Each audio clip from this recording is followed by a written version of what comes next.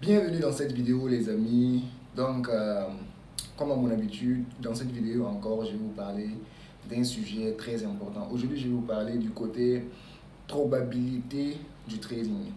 Voilà, quand on dit que le trading est un métier de probabilité, est un jeu de probabilité, il y a beaucoup qui ne comprennent pas ce côté probabilité du trading là. Donc aujourd'hui, je vais parler spécialement de ça pour que vous puissiez comprendre quand on dit que le trading est un jeu de probabilité, qu'est-ce que ça veut dire dans le fond.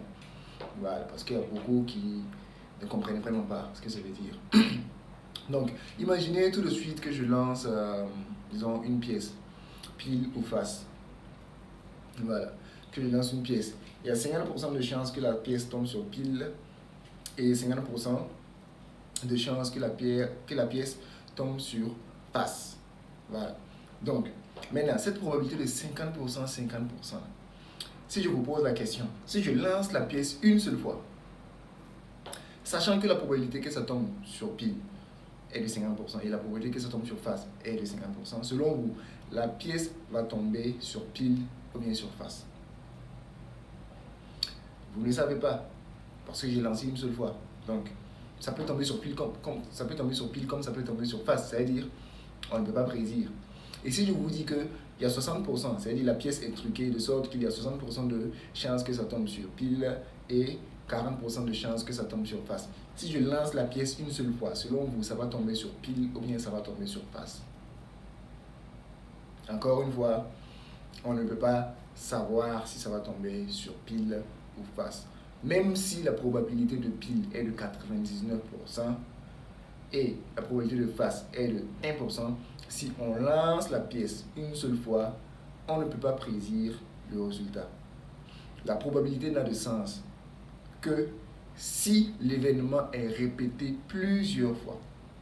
Si j'ai lancé par exemple la pièce une vingtaine de fois, ou peut-être 100 fois, là en ce moment, on peut se servir de la probabilité pour prédire le résultat. Si par exemple je vous dis que la probabilité est de 60% pile et 40% face, et que je vous dis que j'ai lancé la pièce 100 fois, alors vous pouvez facilement vous imaginer que si on lance la pièce 100 fois de suite, on aura à la fin au total 60 pile ou bien autour de sa tête 59 ou 61 et 40 face. Là en ce moment, la probabilité a un sens parce que l'événement a été répété plusieurs fois. C'est la même manière pour votre stratégie de trading que vous appliquez. La stratégie de trading que vous appliquez a un taux de succès, une probabilité de succès et une probabilité d'échec. Mais si vous l'appliquez sur un seul trade, vous ne pourrez pas savoir si ce trade va être gagnant ou perdant. Que ce trade soit gagnant ou perdant, ça ne définit en rien le fait que votre stratégie soit bonne ou mauvaise. Pour profiter pleinement de la probabilité que votre stratégie donne, c'est-à-dire met en votre faveur, de la faveur que votre stratégie vous donne, il va falloir que vous appliquiez la stratégie sur une série de trades et vous regardez sur cette série de trades combien de trades ont marché, combien de trades n'ont pas marché. Ce n'est que de cette manière-là que vous pouvez savoir si une stratégie marche ou pas. Il y a beaucoup de traders, quand ils appliquent une stratégie, une fois, et que ça ne marche pas, pour eux, voilà, la stratégie n'est pas bonne. Ou bien, quand ils appliquent sur un seul trade et que ça marche, pour eux, la stratégie est bonne. Mais ça n'a vraiment pas de sens. Parce que une stratégie, c'est comme l'exemple de la pièce que j'ai pris, ça a une probabilité. Et cette probabilité n'a le sens que si vous l'appliquez sur une série de trades. À la condition aussi que vous appliquez la stratégie de la même manière sur cette série de trades.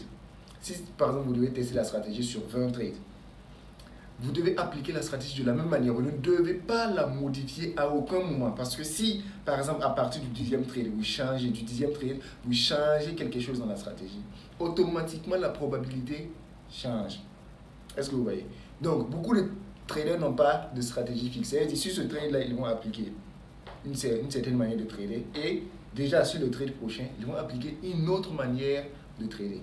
En ce moment, ça n'a pas de sens. Parce que cette première manière que tu as appliquée a une probabilité qui n'a de sens que si elle est appliquée sur une série de trades. Et cette seconde manière que tu vas appliquer sur le prochain trade a aussi sa probabilité qui n'a de sens que si elle est appliquée sur une série de trades. Donc, si vous passez d'une stratégie à l'autre, d'une manière de trader comment on appelle, à une autre, sur chaque trade que vous prenez, vous n'allez jamais pouvoir être constant sur le long terme.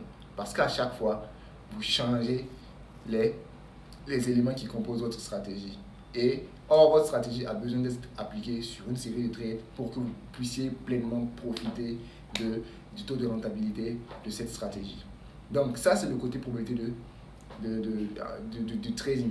Si vous voulez profiter pleinement de votre stratégie, arrêtez de penser court terme, arrêtez de penser au résultat du seul trade que vous avez. Commencez plutôt à penser long terme.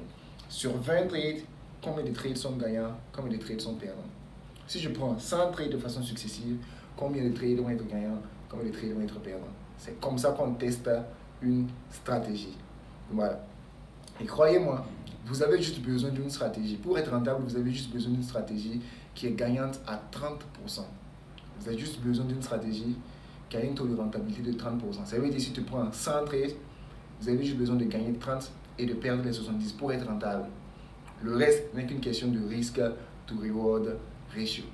Si vous avez une stratégie qui vous permet de gagner 30% des trades et que vous appliquez un risk to reward ratio au minimum de 1,3, vous êtes rentable. Si sur 10 trades, vous avez la possibilité de gagner 3 trades et de perdre les 7, vous êtes rentable. Si seulement si le risk to reward ratio que vous appliquez est au minimum de 1,3. Donc, c'est un message important que j'ai donné dans cette vidéo. Si vous avez la possibilité, revoyez encore la vidéo à plusieurs reprises pour mieux comprendre le concept important que je viens d'expliquer. Rendez-vous dans la prochaine vidéo.